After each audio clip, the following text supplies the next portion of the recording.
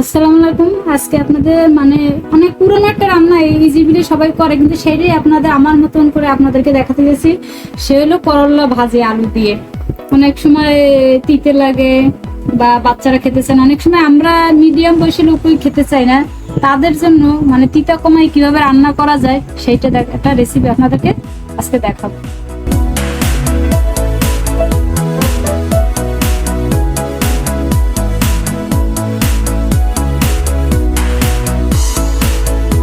উইস্তে অনেক উইস্তে বলে, করলা বলে, কিন্তু এটা উইস্তে ছোট ছোট এভাবে পাতলা পাতলা করে ছোট ছোট করে কুচিয়ে নেবেন এবং আলুও এভাবে ছোট ছোট করে কুচি করে নেবেন এবং আলু যতটা মানে উইস্তে যতটা পরিমাণ অতটা পরিমাণ ওই আলু দিবেন। দিয়ে আপনি লবণ দিয়ে চটকে ধুবেন না, কারণ ধুলে দেখা যাচ্ছে আমরা যে উইস্তেটা খাবো তিতেটা এটার যে উপকারটা সেটাতে চলে যাবে।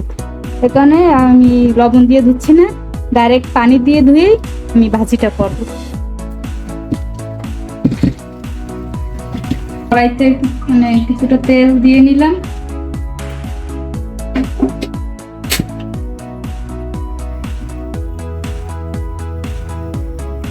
যখন গরম হয়ে আসবে তখন আপনার সেগুলো করলাগুলো দিয়ে দিলাম।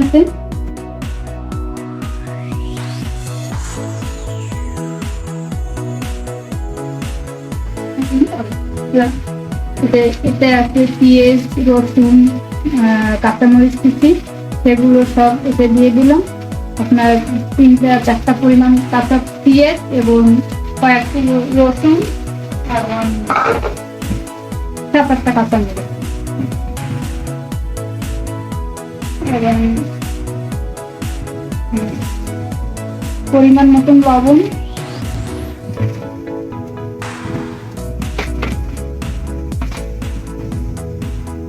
এবং 1/2 চামচের মতন হলুদ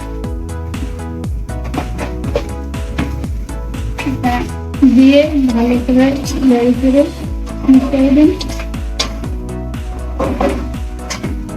যখনই আপনি উস্তে বা করলা তিতা জিনিস যখনই রান্না করবেন তখনই ঢেকে দেওয়ার চেষ্টা করবেন না, কারণ ঢাইকে দিলে জিনিসটা মুরব্বীরা বলে যে তিতাটা কি ওঠে, তিতা বেশি লাগে। এর জন্য আমি কখনোই ঢাইকে দিয়ে ভাজিটা করবো না, আমি এভাবেই ভাজিটা করবো।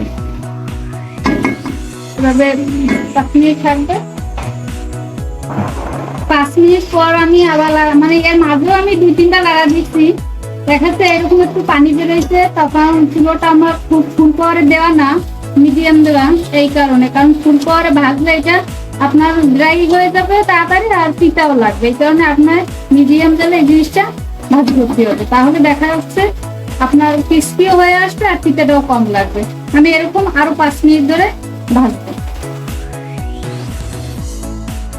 আর চুলার আঁচ আমি মিডিয়াম করে রাখছি, কারণ যখনই আপনি কোনো ভাজি বা যে কোনো জিনিসে ভাজি করেন না কেন সবসময় চেষ্টা করবেন আঁচ কমায় ভাজি করতে। যখনই আপনার ফুল পাওয়ারে কোনো কিছু ভাজবেন, মাছ হোক, মাংস হোক বা আপনার মনে করেন বেগুন, যে কোনো ভাজি জিনিস হোক, উঠতে হোক, আপনিই করবেন।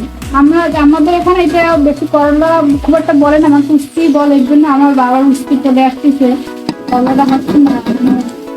এই জন্য বলতেছি, আপনি যখন ভাজি করবেন, যে কোনো দিন ভাজি বানাবেন সবসময় চেষ্টা করবেন আঁচ কমায় ভাজি করতে, তাহলে ভিতর থেকেও হবে, উপর থেকেও হবে। উপর থেকে অনেক সময় পুড়ে যায়, সেই পুরালে হবে না, এও অনেক স্বাদ হবে। এরকম আমি অন্তত 15 মিনিট ধরে ভাজি করছি, আমার না 5 মিনিট লাগবে। এরকম করে আমি 5 মিনিট পর আপনাদেরকে আবার দেখাচ্ছি। এই তারপর সেখান থেকে আর 5 মিনিট পর দেখাচ্ছি। দেখেন কিরকম হয়েছে জিনিসটা, মানে একদম পুড়েও যায়নি, আবার আপনার অনেকটা ভিজে ভিজে যায়নি, মানে ঠিক যায়ও না। আবার কালারটা দেখেন অনেক সুন্দর হয়েছে, ওই মাঝেই দেখেন দেখতে কতটা সুন্দর হয়েছে এবং কালারটা অনেক সুন্দর বাদামি রান্না হয়েছে। আপনি ঠিক এরকম করে আপনি ভাজি করবেন আস্তে আস্তে ধৈর্য সহকারে।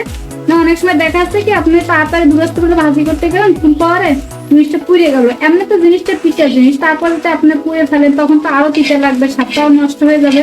এবং তারপরে আপনারা কড়াইতে বড় করে সবসময় চেষ্টা করুন ভাজি জিনিসটা করতে, এরকম ফাঁকা করে দেবেন। দিলে কি হবে, আপনি কিছু সময় পর দেখবেন যেখানে কিছুটা তেল জমছে, আপনার সেই তেলটা নেওয়ার বা খাওয়ার কোনো দরকার নেই। আপনি বাস চায়ের উপর থেকে শুধু আপনি ভাজিটাই তুলেন না, তেলটা আপনার এখান থেকে 5 মিনিট পর আপনাকে আবার দেখাচ্ছি। ভাজি করার পর এই যে আপনাদেরকে দেখালাম, দেখেন কি সুন্দর ঝুরঝুরে হয়েছে। আপনার এটা চাবাই দিলেও আপনার ভাতের সাথে মাখাই খেলেও মুসমুসে মনে হবে মুখে। এই যে দেখুন, না তিতা, তিতে না, একদম খেয়ে দেখলাম আমরা, একটু তিতে লাগতেছে না। আপনার ইচ্ছা করলে এইটা আপনার রুটি দিয়েও খেতে পারবেন, কোনো সমস্যা নাই। যে বন্ধুরা আছেন যে ডায়াবেটিস অনেক রুগী আছেন, মুরব্বীরা আছেন, তারা আপনি ইচ্ছা করলে রুটি দিয়েও খেতে পারবেন, অনেক সুন্দর লাগবে, মজা লাগবে। এবং যারা পছন্দ করেন তাদের কাছে তো অবশ্যই ভালো লাগবে। যারা উস্তে বা করলা খেতে পছন্দ করেন তিতা জিনিস, তাদের কাছে অবশ্যই ভালো লাগবে। যে বাচ্চারা খায় না তাদেরও আপনারা এই জিনিসটা যদি রান্না করে বা ভাতে মাখায় বাচ্চাদেরকে খাওয়ান,